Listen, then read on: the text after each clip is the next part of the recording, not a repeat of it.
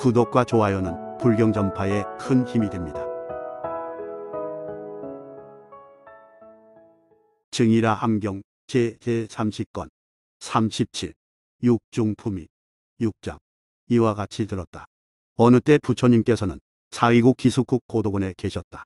그때 존자사리불은 세존께서 계신 곳에 나아가 그 발에 머리 조아려 예배하고 한쪽에 앉았다. 그때 사리불이 세존께 아뢰었다. 저는 지금 사위성에서 여름한거를 마쳤습니다. 이제는 세상으로 나가 유행하며 교화하고자 합니다. 세존께서 말씀하셨다. 지금이 바로 그때이니라. 사리불은 자리에서 일어나 세존의 발에 머리 조아려 예배하고 물러나 떠나갔다. 사리불이 떠난 지 오래지 않아 어떤 비구가 사리불을 비방하려는 마음으로 세존께 아뢰었다. 사리불은 비구들과 다투고는 참여하지도 않고 지금 사람들 세상으로 나가 유행하고 있습니다. 그러자 세존께서 한 비구에게 말씀하셨다. 너는 빨리 가서 내가 사리불을 부른다고 일러라. 그렇게 하겠습니다. 부처님께서 목명과 아난에게 분부하셨다. 너희들은 절 안에 있는 비구들을 모두 세존이 있는 곳으로 모이게 하라. 왜냐하면 사리불이 삼매에 들어 열애 앞에서 사자처럼 외치려 하기 때문이니라. 비구들은 부처님 분부를 받고 모두 세존께서 계시는 곳으로 모였고 세존의 발에 머리 조아려 예배하고 한쪽에 앉았다. 세존의 분부를 받은 비구는 곧 사리불이 있는 곳으로 가서 사리불에게 말하였다. 열애께서 뵙고자 하십니다. 사리불은 곧 부처님께서 계신 곳으로 나아가 세존의 발에 머리 조아려 예배하고 한쪽에 앉았다. 부처님께서 사리불에게 말씀하셨다. 아까 그대가 떠난 지 오래지 않아 행실이 나쁜 어떤 비구가 이곳으로 찾아와 사리불 비구는 다른 모든 비구들과 다투고는 참여하지도 않고 사람들 세상으로 나가 유행하고 있습니다라고 말하였다. 과연 그런가? 사리불이 부처님께 아뢰었다. 열애의 생각에 맡기겠습니다. 세존께서 말씀하셨다. 나는 안다. 그러나 지금 대중들이 모두 의심하고 있다. 그대는 대중들에게 말하여 그대의 결백을 알려야 할 것이다. 사리불이 부처님께 아뢰었다. 저는 어머니 뱃속에서 나와 나이 80이 되어가도록 늘 생각해 왔습니다. 즉 일찍이 살생한 적이 없고 거짓말한 적이 없으며 설사 장난칠 때라 하더라도 거짓말을 하지 않았고 또 일찍이 남들과 다툰 적도 없습니다. 만일 정신을 차리지 못할 때라면 혹 그럴 수도 있을 것입니다. 그러나 세존이시여 저는 지금 마음이 깨끗한데 어떻게 저 보맹을 닦는 이들과 다투겠습니까? 저 땅은 깨끗한 것도 받아들이고 더러운 것도 받아들이며 똥, 오줌 등 더러운 것도 모두 받아들이고 고름, 피, 눈물, 가래마저도 거절하지 않습니다. 그러면서도 저 땅은 나쁘다고도 말하지 않고 좋다고도 말하지 않습니다. 세존이시여 저도 그와 같아서 마음이 흔들리지 않는데 어떻게 보맹을 닦는 이들과 다투고 멀리 유행할 수 있겠습니까? 마음이 온전하지 못한 자라면 그럴 수 있을 것입니다. 그러나 저는 지금 마음이 바른데 어떻게 보맹을 닦는 이들과 다투고 멀리 유행을 떠날 수 있겠습니까? 저 물은 좋아하는 물건도 깨끗하게 하고 좋아하지 않는 물건도 깨끗하게 하며 저 물은 나는 이것은 깨끗이 하고 이것은 그만두자고 생각하지 않습니다. 저도 그와 같아서 달리 생각하지 않는데 어떻게 보맹을 닦는 이들과 다투고 멀리 떠나 유행할 수 있겠습니까? 맹렬한 불은 산과들을 태우며 예쁘고 추한 것을 가리지 않고 끝내 다른 생각이 없습니다. 저도 그와 같건을 어떻게 보맹을 닦는 이들과 다툴 생각이 있겠습니까? 땅을 쓰는 빗자루는 예쁘고 추한 것을 가리지 않고 모두 쓸며 끝내 다른 생각이 없으며 또 두 뿔이 잘린 소는 너무도 얌전하고 사납지 않아 잘 다룰 수 있어 마음먹은 곳으로 끌고 가는데 전혀 어려움이 없습니다. 세존이시여 제 마음도 그와 같아서 해치려는 생각을 일으키지 않습니다. 그런데 어떻게 보맹을 닦는 이들과 다투고 멀리 유행을 떠나겠습니까? 전달아 여인은 해진 옷을 입고 세상에서 걸식하면서도 아무런 거리낌이 없습니다. 세존이시여 저도 그와 같아서 다른 생각이 없는데 다툼을 일으키고 멀리 유행을 떠나겠습니까? 기름 가마가 군데군데 부서졌다면 눈 가진 사람은 누구나 곳곳에서 기름이 새어 나오는 것을 볼 수 있습니다. 세존이시여 저도 그와 같아서 9구멍으로 더러운 것들이 새고 있습니다. 그런데 어떻게 보맹을 닦는 이들과 다투겠습니까?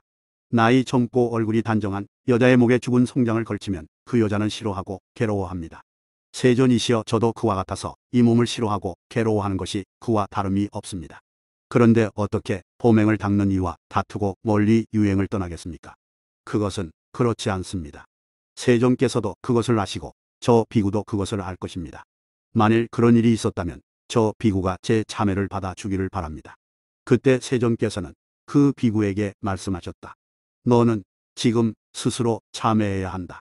왜냐하면 만일 참회하지 않는다면 내 머리가 7조각으로 부서질 것이기 때문이니라. 그때 그 비구는 두려운 생각이 들어 온몸에 털이 곤두섰다. 그는 곧 자리에서 일어나 열애의 발에 예배하고 세종께 아뢰었다. 저는 이제 사리불께 잘못했다는 것을 알겠습니다. 원컨대 세종께서는 저의 참회를 받아 주소서. 세종께서 말씀하셨다. 비구야, 너는 사리불에게 참회하라. 만일 그러지 않으면 내 머리가 7조각이 날 것이다. 그러자 그 비구는 곧 사리불에게 그 발에 머리 조아려 예배하고 사리불에게 아뢰었다. 원컨대 제 참회를 받아주십시오. 제가 어리석어 진실을 분별하지 못했습니다. 그때 세종께서 사리불에게 말씀하셨다. 너는 지금 이 비구의 참회를 받아주고 또 손으로 그 머리를 어루만져 주어라. 왜냐하면 만일 이 비구의 참회를 받아주지 않으면 머리가 7조각이 날 것이기 때문이다. 사리불은 손으로 그 머리를 어루만지며 그 비구에게 말하였다. 그대 참회를 받아주겠소. 그대는 어리석고 미혹한 사람과 같았지만 우리 불법은 매우 넓고 크오. 그대는 이제 제때에 뉘우칠 줄 알았으니 훌륭하오. 네, 이제 그대의 참회를 받아들이겠으니 이후로 다시는 그런 잘못을 저지르지 마시오. 그래도 이렇게 2번, 3번 되풀이하였다. 사리불은 다시 그 비구에게 말하였다. 다시는 그런 잘못을 저지르지 마시오. 왜냐하면 지옥에 들어가는 6가지 법이 있고 천상에 태어나는 6가지 법이 있으며 열반에 들어가는 6가지 법이 있기 때문이요. 어떤 것이 6가지인가? 남을 해치려 하는 것 나는 이미 해치려는 마음을 일으켰다고 하며 곧 기뻐 뛰면서 어쩔 줄 모르는 것 나는 다른 사람들도 남을 해치도록 가르쳐 그들이 해치려는 마음을 일으키도록 하리라고 하는 것 남을 해치고 나서 기뻐하는 것 나는 이런 향기롭지 못한 질문을 하리라고 하는 것 이런 일이 일어나지 않으면 곧 근심하고 걱정하는 것이요. 이것이 이른바 사람을 나쁜 곳에 떨어지게 하는 6가지 법이 있다라고 한 것이요. 어떤 것이 사람을 좋은 곳에 태어나게 하는 6가지인가? 이른바 몸의 계행을 완전히 갖추는 것, 입의 계행을 완전히 갖추는 것, 뜻의 계행을 완전히 갖추는 것, 목숨을 청정하게 하는 것, 죽이고 해치려는 마음이 없는 것, 질투하는 마음이 없는 것, 이것이 이른바 좋은 곳에 태어나게 하는 6가지가 있다라고 한 것이요. 열반에 이르기 위해 어떤 6가지 법을 닦아야 하는가? 이른바 육사년법이니 어떤 것이 6가지인가? 이른바 몸으로 자비를 행하여 더러움이 없는 것, 입으로 자비를 행하여 더러움이 없는 것, 뜻으로 자비를 행하여 더러움이 없는 것, 이익을 얻으면 남들과 고루 나누고 아까워하지 않는 것, 결점이 없는 금계를 받들어 지키고 지혜로운 자들이 소중히 여기는 이러한 계를 완전히 구족하는 것, 모든 삿된 소견과 바른 소견과 괴로움의 근본을 완전히 없앨 수 있는 성현의 추료 등 이런 여러 소견들을 모두 분명히 아는 것, 이것이 이른바 사람을 열반에 이르게 하는 6가지 법이라 하는 것이요. 비구여, 그대는 이제 방편을 구해 이 6가지 법을 행하도록 하오. 이와 같나니 비구여, 마땅히 이와 같이 배워야 하오. 그때 그 비구는 다시 자리에서 일어나 사리불의 발에 예배하고 말하였다. 저는 이제 거듭 스스로 참회합니다. 어리석고 미혹한 사람처럼 저는 진실을 분별하지 못하였습니다. 원컨대 사리불께서는 저의 참회를 받아주십시오. 이후로 다시는 범하지 않겠습니다. 사리불이 말하였다. 그대의 참회를 받아주겠소. 성현의 법은 매우 넓고 크오.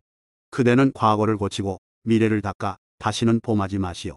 그때 그 비구는 사리불의 말을 듣고 기뻐하며 받들어 행하였다. 7장. 이와 같이 들었다. 어느 때 부처님께서는 사위국 기숙국 고도군에 계셨다. 그때 세종께서 모든 비구들에게 말씀하셨다. 내가 이제 첫째가는 가장 공한 법을 설명하리니 너희들은 잘 사유하고 기억하라. 그렇게 하겠습니다. 세존이시여. 비구들은 부처님의 가르침을 듣고 있었다. 세종께서 말씀하셨다. 어떤 것이 가장 공한 법인가? 저 눈은 생길 때에는 곧 생기지만 그 오는 곳을 볼 수 없고 멸할 때에는 곧 멸하지만 그 멸하는 곳을 볼 수 없다. 다만 임시로 이름이 붙여진 법과 인연의 법은 제외한다. 어떤 것이 임시로 붙여진 이름과 인연의 법인가? 이른바 이것이 있으면 곧 있고 이것이 생기면 곧 생기는 것이다. 즉 무명을 인연의 행이 있고 행을 인연의 식이 있으며 식을 인연의 명색이 있고 명색을 인연의 유깁이 있으며 유깁을 인연의 접촉이 있고 접촉을 인연의 느낌이 있으며 느낌을 인연의 애욕이 있고 애욕을 인연의 집착이 있으며 집착을 인연의 존재가 있고 존재를 인연의 태어남이 있으며 태어남을 인연의 죽음이 있고 죽음을 인연의 근심, 걱정, 괴로움, 번민 등 헤아릴 수 없는 것들이 있게 된다. 이와 같이 괴로움의 쌓임은 이 인연으로 된 것이니라. 이것이 없으면 곧 없고 이것이 멸하면 곧 멸한다. 즉 무명이 멸하면 행이 멸하고 행이 멸하면 식이 멸하며 식이 멸하면 명색이 멸하고 명색이 멸하면 육입이 멸하며 육입이 멸하면 접촉이 멸하고 접촉이 멸하면 느낌이 멸하며 느낌이 멸하면 애역이 멸하고 애역이 멸하면 집착이 멸하며 집착이 멸하면 존재가 멸하고 존재가 멸하면 태어남이 멸하며 태어남이 멸하면 죽음이 멸하고 죽음이 멸하면 근심, 걱정, 괴로움, 번민이 모두 멸한다.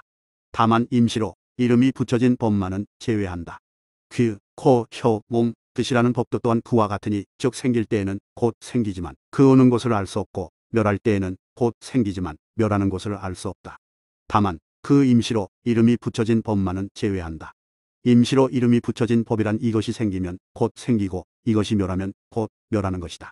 이 육입도 지은 사람이 없고 또한 명색과 육입도 부모로 말미암아 있기는 하지만 태에 들어간 자는 없다. 이것들은 인연으로 있는 것이요 이 또한 임시로 붙여진 이름이며 반드시 앞에 대상이 있은 뒤에야 비로소 있는 것이다. 마치 나무를 비벼 불을 구할 때 앞에 대상이 있는 뒤에야 불이 생기는 것과 같다. 그러나 불은 나무에서 나온 것도 아니요 또 나무를 떠나 생기는 것도 아니다. 설사 어떤 사람이 나무를 쪼개어 불을 찾더라도 불을 얻지는 못하리니 그것은 모두 인연이 모인 뒤에야 불이 있기 때문이다. 이 육정이 일으키는 병 또한 그와 같아서 모두 인연이 모임으로 말미암아 그 가운데서 병을 일으킨다. 이 육입은 생길 때에는 곧 생기지만 그 오는 것을 볼 수 없고 멸할 때에는 곧 멸하지만 그 멸하는 것을 볼 수 없다. 그러나 임시로 이름이 붙여진 법만은 제외하나니 그것은 부모의 인연이 모임으로 말미암아 있는 것이니라. 그때 세종께서 곧 이런 개성을 말씀하셨다. 처음에는 어머니 태 안에 들며 차츰차츰 엉긴 수처럼 되다가 드디어 혹처럼 되고 그런 뒤 비슷한 형상으로 변한다. 머리와 목이 먼저 생기고 다음에 차츰 손발이 생기며 온갖 뼈마디가 제각기 생기고 털과 손발톱, 이빨 생긴다. 만일 그 어머니 온갖 음식과 갖가지 요리를 먹으면 그 전기로서 살아가나니 태를 받은 목숨의 근본이니라. 그로써 형체가 이루어지고 모든 감각기관이 빠짐없이 갖춰져 어머니로부터 태어나게 되나니 태를 받는 괴로움 이로하니라. 비구들아 마땅히 알아야 한다. 인연이 모여 곧 이 몸도 이루어진 것이니라. 또 비구들아 한 사람의 몸에는 360개의 뼈가 있고 9만 9천 개의 털구멍이 있으며 500개의 맥이 있고 500개의 근육이 있으며 8만 종의 벌레가 산다. 비구들아 알아야 한다. 육입으로 된 이 몸에는 이런 재앙이 있느니라. 비구들아 누가 이 뼈를 만들었는가? 누가 이 근육과 맥을 붙였는가? 누가 이 8만 종의 벌레를 만들었는가?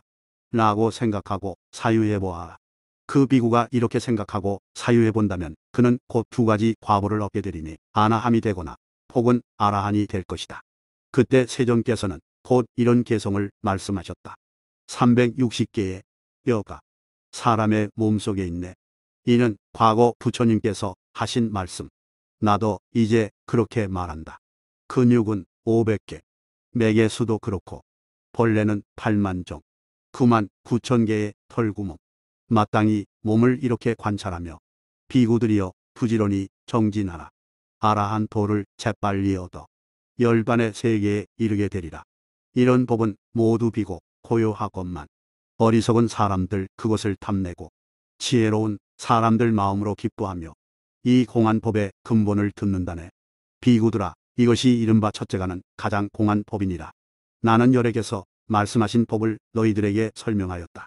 나는 이제 사랑하고 가엾이 여기는 마음으로 할 일을 다 하였다. 너희들은 그 법을 수행하기를 항상 생각하고 한적한 곳에서 좌선하며 사유하기를 게을리하지 말라. 지금 수행하지 않는다면 나중에 후회하더라도 이익이 없을 것이다. 이것이 나의 교훈이다. 이와 같나니 비구들아 마땅히 이와 같이 배워야 하느니라. 그때 비구들은 부처님의 말씀을 듣고 기뻐하며 받들어 행하였다. 8장 이와 같이 들었다. 어느 때 부처님께서는 사위국 기숙국 고도군에 계셨다. 그때 생루범지는 세종께서 계신 곳으로 나아가 서로 문안하고 한쪽에 앉았다. 그때 생루범지가 세종께 아뢰었다. 구담이시여 지금 찰리는 마음으로 무엇을 바라고 무슨 일을 하며 어떤 가르침에 집착하고 무엇을 구경으로 여깁니까? 또 지금 바라무는 마음으로 무엇을 바라고 무슨 일을 하며 어떤 가르침에 집착하고 무엇을 구경으로 여깁니까? 또 지금 국왕은 마음으로 무엇을 바라고 무슨 일을 하며 어떤 가르침에 집착하고 무엇을 구경으로 여깁니까? 또 지금 도둑은 마음으로 무엇을 바라고 무슨 일을 하며 어떤 가르침에 집착하고 무엇을 구경으로 여깁니까? 또 지금 여자는 마음으로 무엇을 바라고 무슨 일을 하며 어떤 가르침에 집착하고 무엇을 구경으로 여깁니까? 그때 세존께서 범지에게 말씀하셨다. 찰리 종족은 항상 싸우기를 좋아하고 온갖 기술이 많으며 사물을 좋아하고 중도에 쉬지 않고 끝까지 하기를 바란다. 바라문은 마음으로 무엇을 바랍니까? 바라문은 마음으로 주소를 좋아하고 반드시 살 집을 지으며 한적한 곳을 좋아하고 범천에 뜻을 둔다. 국왕은 마음으로 무엇을 바랍니까? 범지여 알아야 한다. 왕은 정치의 권력을 얻기를 바라고 군대와 무기의 뜻을 두며 재물에 탐착하느니라. 도둑은 마음으로 무엇을 바랍니까? 도둑은 훔칠 뜻을 품고 간사한 데 마음을 두며 자기가 한 짓을 남들이 모르게 하려고 한다. 여자는 마음으로 무엇을 바랍니까? 여자는 남자에게 뜻을 두고 재물에 탐착하며 남녀간의 일에 마음이 매여 있고 자유롭기를 바라느니라. 그때 범지가 세존께 아뢰었다. 참으로 놀랍고 참으로 뛰어나십니다. 그런 일들을 다 아시고 계셨군요. 그것은 진실이요 헛말이 아닙니다. 그러면 지금 비구는 마음으로 무엇을 바랍니까? 세존께서 말씀하셨다. 개덕을 두루 갖추고 마음은 도법에 논일며 뜻을 네 가지 진리에 두고 열반에 이르려고 한다. 이것이 비구가 구하는 것이니라. 이때 생루 범지가 세존께 아뢰었다. 그렇습니다. 세존이시여. 비구가 먹는 마음은 움직일 수 없습니다. 그 이치는 실로 그러합니다. 구담이시여 열반은 매우 즐거운 것이고 여래께서는 너무도 많은 말씀을 해주셨습니다. 마치 장님이 눈을 뜨고 귀 목걸이가 소리를 듣게 되며 어둠 속에 있던 자가 빛을 보는 것과 같습니다. 오늘 여래께서 하신 말씀도 그와 같아서 전혀 다르지 않습니다. 저는 이제 나라 일이 너무 많아 이만 돌아가려 합니다. 세존께서는 말씀하셨다. 때를 알아서 하라. 그때 생루범지는 곧 자리에서 일어나 부처님 주위를 3번 돌고 곧 물러갔다. 그때 생루범지는 부처님의 말씀을 듣고 기뻐하며 받들어 행하였다. 9장. 이와 같이 들었다. 어느 때 부처님께서는 사위국 기숙국 고도군에 계셨다. 그때 생루범지는 세존께서 계신 곳으로 나아가 그 발에 머리 조아려 예배하고 한쪽에 앉았다. 그때 범지가 세존께 아뢰었다. 이 가운데서 어떤 비구가 또 어떻게 해야 보맹을 닦으며 번뇌가 흘러나오는 일이 없고 청정하게 보맹을 닦을 수 있겠습니까? 세존께서 말씀하셨다. 만일 어떤 사람이 계율을 완전히 갖추고 범하지 않는다면 이것을 청정하게 보맹을 닦는 것이라 한다. 또 범지어 눈으로 빛깔을 보더라도 생각을 일으키지 않고 분별을 일으키지 않으며 나쁜 생각을 없애고 좋지 못한 법을 버려 눈을 온전하게 할 수 있다면 이것이 이른바 이 사람은 청정하게 보맹을 닦는다고 하는 것이다. 또 귀로 소리를 듣거나 코로 냄새를 맡거나 혀로 맛을 보거나 몸으로 감촉을 느끼거나 뜻으로 법을 알더라도 분별이나 생각이 전혀 없고 청정하게 보맹을 닦아 그 뜻을 온전하게 할 수 있다면 이런 사람은 보맹을 닦으며 번뇌가 흘러나오는 일이 없을 수 있느니라. 바라문이 부처님께 아뢰었다. 어떤 사람이 보맹을 닦지 않고 청정한 행을 두루 갖추지 못합니까? 세존께서 말씀하셨다. 사람들이 함께 모여 있다면 그것은 보맹이 아니니라. 바라문이 부처님께 여쭈었다. 어떤 사람이 번뇌가 있고 두루 갖추지 못합니까? 세존께서 대답하셨다. 어떤 사람이 여자와 교접하거나 손발을 서로 비비거나 그녀를 마음에 품고 있지 않는다면 범지여 이것이 이른바 행을 두루 갖추지 못하고 온갖 음탕한 마음이 흘러나오는 것이며 음욕, 성냄, 어리석음과 상응하는 것이니라. 또 범지여 여자와 장난을 치거나 서로 말을 주고받는다면 범지여 이것이 이른바 이 사람은 행을 온전히 갖추지 못한 것이고 음욕, 성냄, 어리석음이 흘러나오며 보맹을 갖추지 못하고 청정한 행을 닦지 않는다고 하는 것이니라. 또 범지여 어떤 여자의 음탕한 눈길과 서로 마주쳤는데도 눈길을 옮기지 않고 거기서 곧 음욕과 성냄과 어리석음의 생각을 일으켜 온갖 어지러운 생각들을 한다면 범지여 이것이 이른바 이 사람은 보맹이 깨끗하지 못하고 보맹을 닦지 않는다고 하는 것이니라. 또 범지여 어떤 사람이 우는 소리나 웃는 소리를 멀리서 듣고 거기서 음욕과 성냄과 어리석음을 일으켜 온갖 어지러운 생각들을 한다면 범지여 이것이 이른바 이 사람은 보맹을 깨끗이 닦지 않고 음욕, 성냄, 어리석음과 상응하며 행을 완전히 갖추지 못했다고 하는 것이니라. 또 범지여 어떤 사람이 일찍이 보았던 여자를 뒤에 다시 생각해 그 머리와 눈을 기억하고는 거기서 그리움을 내어 으슥한 곳에서 음욕, 성냄, 어리석음을 일으켜 나쁜 행과 상응한다면 범지여 이것이 이른바 이 사람은 보맹을 닦지 않는다고 하는 것이니라. 그때 생루범지가 세종께 아뢰었다. 참으로 놀랍고 참으로 뛰어나십니다. 사문구담께서는 보맹도 아시고 보맹이 아닌 것도 아시며 번뇌가 흘러나오는 행도 아시고 번뇌가 흘러나오지 않는 행도 아십니다. 왜냐하면 저도 그렇게 생각했기 때문입니다. 세상 사람들은 여자와 손발이 서로 닿게 되면 곧 온갖 어지러운 생각들을 일으킵니다. 그때 저는 이렇게 생각했습니다. 이 사람은 행이 깨끗하지 못하고 음욕과 성냄과 어리석음과 상응한다. 첫째가는 접촉은 여자이고 첫째가는 욕망은 눈과 눈이 서로 마주치는 것이다. 그렇게 여자는 말과 웃음으로 남자를 얽어매고 혹은 말을 걸어 남자를 얽어맨다. 지금 저는 이런 6종류의 사람은 모두 깨끗하지 못한 행을 한다고 이렇게 생각합니다. 오늘 열애께서는 너무도 많은 말씀을 해주시니 마치 장님이 눈을 뜨고 헤매던 사람이 길을 발견하며 어리석은 사람이 도를 듣게 되고 눈을 가진 사람이 빛깔을 보는 것과 같습니다.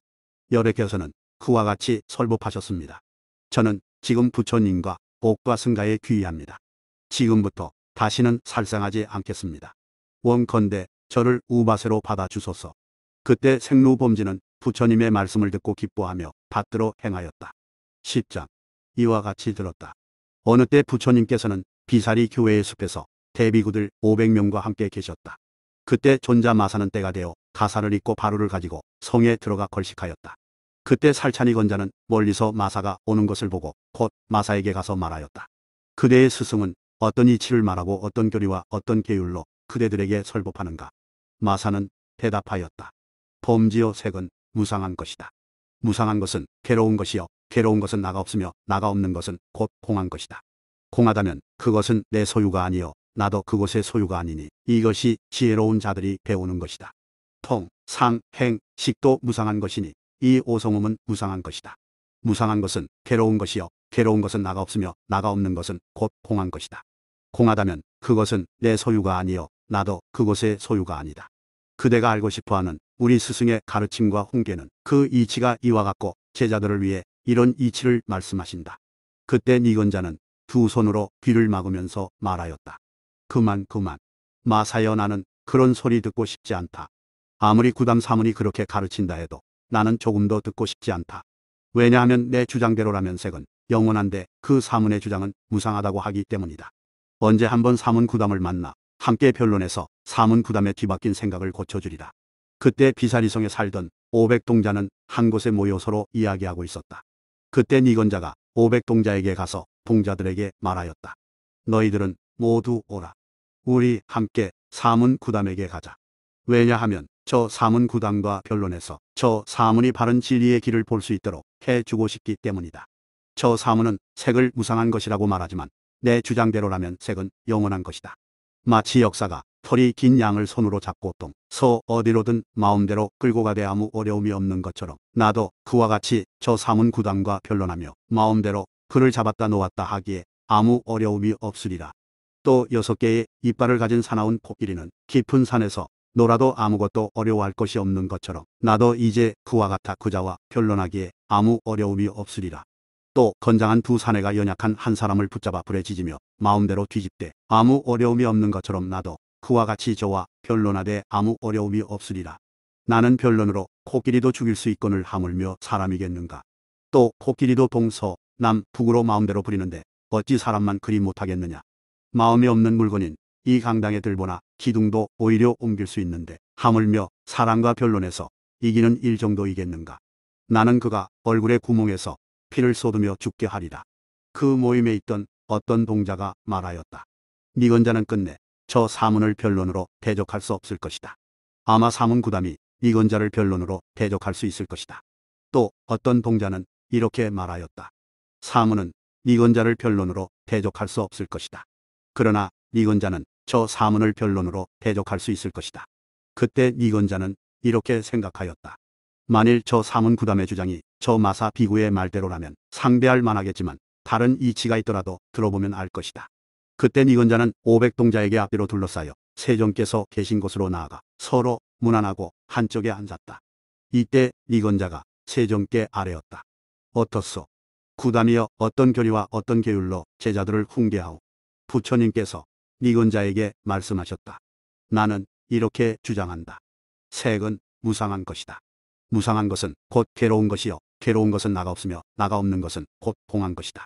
공하다면 그것은 내 소유가 아니요 나도 그것의 소유가 아니다. 통, 상, 행, 식도 그러하니 이 오성음은 다 무상한 것이다. 무상한 것은 곧 괴로운 것이요 괴로운 것은 나가 없으며 나가 없는 것은 곧 공한 것이다. 공하다면 그것은 내 소유가 아니요 나도 그것의 소유가 아니다. 내 가르침은 이런 이치이니라. 니건자는 말하였다. 나는 그런 이치는 듣고 싶지 않소. 왜냐하면 내가 이해하기로는 색은 영원하기 때문이요. 그대는 일단 마음을 모으고 오묘한 이치를 사유해보라. 그 다음에 다시 말하라. 내가 지금 말한 색은 영원하다는 이치는 이 500동자도 그렇게 생각하는 것이요. 세종께서 말씀하셨다. 그대가 지금 말한 색은 영원하다는 이치는 이 500동자도 그렇게 생각하는 것이라고. 세종께서 말씀하셨다. 너는 지금 너의 주장을 말하면서 왜 저 500사람을 끌어들이는가? 니건자가 대답하였다. 나는 색은 영원하다고 말하오. 사문께선 어떤 주장을 하고 싶소? 세종께서 말씀하셨다. 나는 색은 무상하고 또한 나가 없다고 말한다. 억지와 거짓으로 수를 모아 이 색이 있는 것일 뿐 진실함도 없고 단단함도 견고함도 없어 눈덩이와 같은 것이니 그것은 없어지는 법이요 변하는 법이다. 너는 지금 몸은 영원하다고 말하였다. 내가 이제 너에게 물으리니 마음대로 대답하라. 어떤가? 니건자여, 전륜송왕은 자기 나라에서 자유로울 수 있는가? 그래서 그 대왕은 놓아주지 않을 자도 놓아주고 결박하지 않을 자도 결박할 수 있는가? 니건자가 대답하였다. 성왕이라면 그런 자유로운 힘이 있어 죽이지 않을 자도 죽일 수 있고 결박하지 않을 자도 결박할 수 있어. 어떤가? 니건자여, 그런 전륜송왕도 늙겠는가? 머리가 하얗게 새고 얼굴이 쭈글쭈글해지며 옷에는 때가 꼬질꼬질 끼겠는가? 그러자 니건자는 잠자코 대답하지 않았다. 세종께서 2번, 3번 물었으나 그는 여전히 잠자코 대답하지 않았다. 그때 밀적 금강역사가 손에 금강조를 들고 허공에서 말하였다. 내가 대답하지 않는다면 열애 앞에서 내 머리를 부수어 7조각을 내리라. 그때 세종께서는 니건자에게 말씀하셨다. 너는 지금 허공을 보라. 니건자는 공중을 우러러 밀적 금강역사를 보고 또 만일 내가 열애의 물음에 대답하지 않는다면 내 머리를 부수어 7조각을 내리라라는 공중의 그 소리를 들었다. 그는 그것을 보고 놀랍고 두려워 온몸에 털이 곤두섰다. 그는 세종께 아뢰었다. 원컨대 구담이여, 나를 살려주시오. 그리고 이제 다시 물으시오. 내가 대답하겠소. 세종께서 말씀하셨다. 어떤가? 니건자여, 전륜송왕도 늙겠는가? 그 역시 머리가 하얗게 새고 이빨이 빠지며 피부가 늘어지고 얼굴이 쭈글쭈글해지겠는가? 니건자는 대답하였다. 사문구담이 그렇게 말하더라도 나는 색은 영원하다고 주장하겠소. 그대는 잘 사유해 본 뒤에 대답하라. 앞뒤에 말이 서로 맞지 않는구나. 전륜송왕도 늙는지 또 머리가 하얗게 새고 이빨이 빠지며 피부가 늘어지고 얼굴이 쭈글쭈글해지는지 그것만 논하라. 니건자가 대답하였다. 전륜송왕도 아마 늙을 것이요. 세종께서 말씀하셨다. 전륜송왕은 자기 나라에서는 언제나 자유로울 수 있는데 왜 늙음과 병듦과 죽음은 물리치지 못하는가? 만일 내게는 늙음과 병과 죽음이 필요 없다. 나는 영원히 이루하리라고 하며 그렇게 하고 싶어 한다면 그것이 과연 이치에 옳겠는가? 그때 니건자는 잠자코 대답하지 않았고 근심과 걱정으로 괴로워하며 잠자코 아무 말도 하지 않았다. 니건자는 온몸에서 땀을 흘렸고 그 땀은 옷을 적시고 또 앉은 자리와 땅까지 적셨다. 세종께서 말씀하셨다. 니건자여, 그대는 대중들이 있는 자리에서 이렇게 사자처럼 외쳤었다. 너희 동자들은 나와 함께 저 구담에게로 가자. 그와 변론하여 마치 털이 긴 양을 손으로 잡고동 서로 마음대로 끌되 아무 어려움이 없는 것처럼, 또 큰 코끼리가 깊은 산중에 들어가 마음대로 논일되 두려움이 없는 것처럼, 또 건장한 두 사내가 연약한 한 사람을 잡고 불에 지지며 마음대로 뒤적거리는 것처럼 그를 항복받으리라. 너는 또 나는 항상 변론으로 큰 코끼리를 죽일 수 있다. 이런 들보나 기둥이나 초목들은 다 마음이 없는 것이지만 이런 것들과도 변론해 굽히고 펴고 숙이고 쳐들게 할 수 있고 또 겨드랑 밑으로 땀을 흘리게 할 수도 있다고 하지 않았느냐. 그때 세종께서 3가지 법의를 들추어 니건자에게 보이면서 말씀하셨다. 너는 열애의 겨드랑이에 흐른 땀이 없는 것을 보라. 그런데 지금 너는 땀을 흘려 땅까지 적시는구나. 니건자는 또 잠자코 대답하지 않았다. 그때 모여있던 대중들 가운데에 두마라는 동자가 있었는데 두마 동자가 세종께 아뢰었다. 저는 지금 베풀어 주신 것을 감당할 수 있고 또 드릴 말씀이 있습니다. 세존께서는 말씀하셨다. 마음대로 말하라. 두마 동자가 부처님께 아뢰었다. 마치 마을에서 멀지 않은 곳에 목욕하기 좋은 연못이 있는데 그 목욕하는 연못에 다리가 많은 벌레가 있는 경우와 같습니다. 그러면 그 마을 사람들은 남녀노소 할 것 없이 그 목욕하는 연못으로 가 그 벌레를 잡아내고 제각기 기왓장이나 돌로 그 팔과 다리를 때려 잘라버립니다. 결국 그 벌레는 물로 도로 들어가고 싶어도 끝내 그리 될 수 없습니다. 이 니건자도 그와 같습니다. 그는 처음에는 서슬이 시퍼런 마음으로 열애와 변론하려 하며 마음의 질투와 교만을 품었었는데 이제 열애께서 그것을 완전히 없애 영원히 남김없게 하셨습니다. 따라서 이 니건자는 다시는 열애께 찾아와 변론하지 못할 것입니다. 그때 니건자가 두마 동자에게 말하였다. 너는 지금 어리석어 참과 거짓도 분별하지 못하는구나. 또 나는 너하고 변론하는 것이 아니라 사문구담과 변론하고 있는 것이다. 니건자가 부처님께 아뢰었다. 이치를 물어주시오. 내가 다시 말하겠소. 세존께서는 말씀하셨다. 어떤가? 니건자여, 전륜성왕이 늙음, 병듦, 죽음이 닥치지 않게 하려 한다면 그럴 수 있겠는가?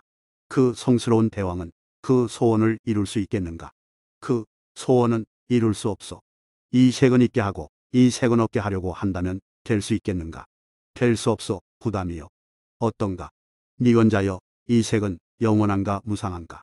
색은 무상한 것이요. 만일 무상하다면 그것은 바뀌고 변하는 법이다. 너는 그래도 이것은 나다라거나 나는 저것의 소유이다라고 보겠는가? 아니요, 구담이요.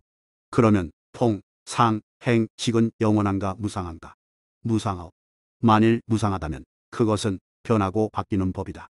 그런데도 너는 과연 그것을 있다고 보는가? 그것은 없는 것이요. 이 오성음은 영원한가 무상한가? 무상하오. 만일 무상하다면 그것은 변하고 바뀌는 법이다. 그런데도 너는 과연 그것을 있다고 보는가? 그것은 없는 것이요. 어떠냐, 이건자야. 너는 영원하다고 말했었는데 그 말은 이 이치와 어긋나지 않는가? 그때 이건자는 세존께 아뢰었다. 제가 지금 어리석어 진리를 분별하지 못하고 그런 감정을 품어 구담과 논쟁하며 색은 영원하다고 말했습니다.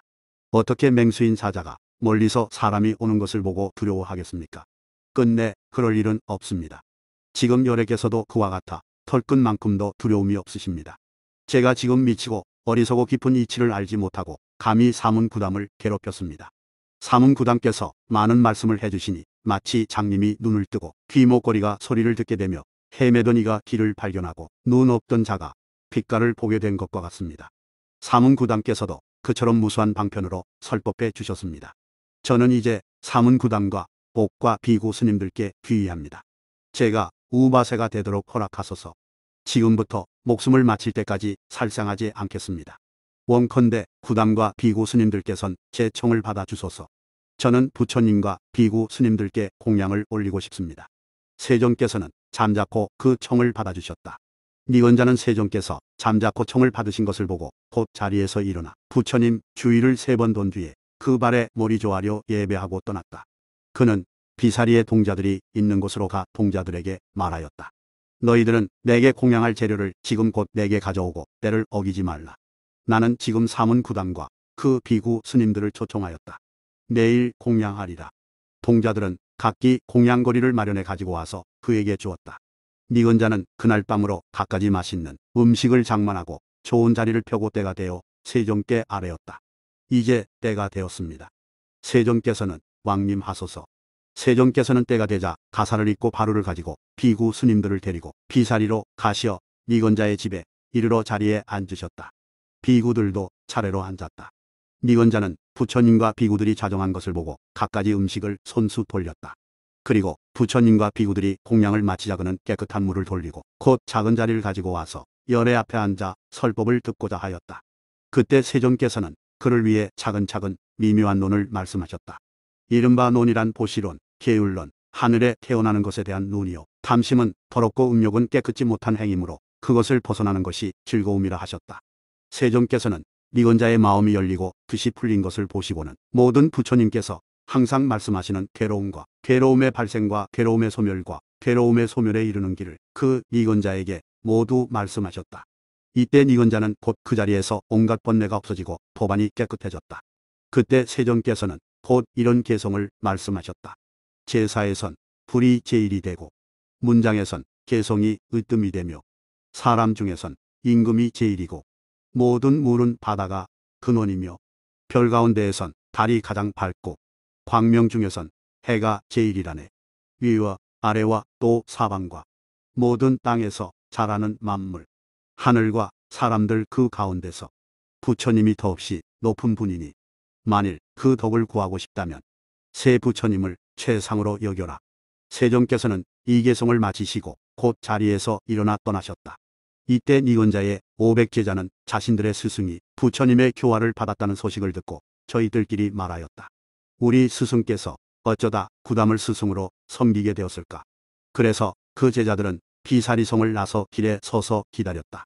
그때 니건자는 부처님께 나아가 법을 듣고자 하였고 세종께서는 그를 위해 설법하시어 기뻐하게 하셨다. 니건자는 설법을 듣고 곧 자리에서 일어나 그 발에 머리 조아려 예배하고 물러나 떠났다. 니건자의 제자들은 멀리서 그들의 스승이 오는 것을 보고 저희끼리 말하였다. 저 사문 구담의 제자가 지금 저기 온다. 그리곤 제각기 기왓장과 돌을 들고 그를 때려 죽였다. 그때 여러 동자들은 니건자가 그 제자들에게 맞아 죽었다는 소식을 듣고 세종께 나아가 세존의 발에 머리 조아려 예배하고 한쪽에 앉았다. 그때 동자들이 세종께 아뢰었다. 열애께서 교화하신 니건자가 지금 제자들에게 살해당했습니다. 그는 지금 목숨을 마치고 어디에 태어났습니까? 세종께서 말씀하셨다. 그는 덕이 있는 사람으로서 4가지 진리를 완전히 갖추고 3가지 번뇌를 없애 수다원을 이루었으니 반드시 괴로움을 벗어날 것이다. 지금 그는 목숨을 마치고 33천에 태어났다. 그는 미륵 부처님을 뵙고는 완전히 괴로움을 벗어날 것이니 이것이 곧 그 이치이다. 그것을 생각하며 수행하라. 그때 동자들은 세종께 아뢰었다. 참으로 이상하고 참으로 놀랍습니다. 그 니건자는 세종께 찾아와 변론으로 겨루려다가 도리어 제 변론에 스스로 묶여 열애의 교화를 받았습니다. 열애를 뵙는 일은 결코 허망하지 않습니다. 마치 사람들이 바다에 들어가 보배를 구하면 반드시 그것을 얻고 끝내 헛되이 돌아오지 않는 것처럼 어떤 사람이 열애께 찾아온다면 그는 반드시 보배를 얻고 끝내 헛되이 돌아가지 않습니다. 그때 세종께서는 동자들을 위해 미묘한 법을 말씀하시어 그들을 기쁘게 하셨다. 그러자 동자들은 부처님으로부터 설법을 듣고 자리에서 일어나 부처님 주위를 3번 돈 뒤에 부처님의 발에 머리 조아려 예배하고 곧 물러나 떠났다. 그때 동자들은 부처님의 말씀을 듣고 기뻐하며 받들어 행하였다.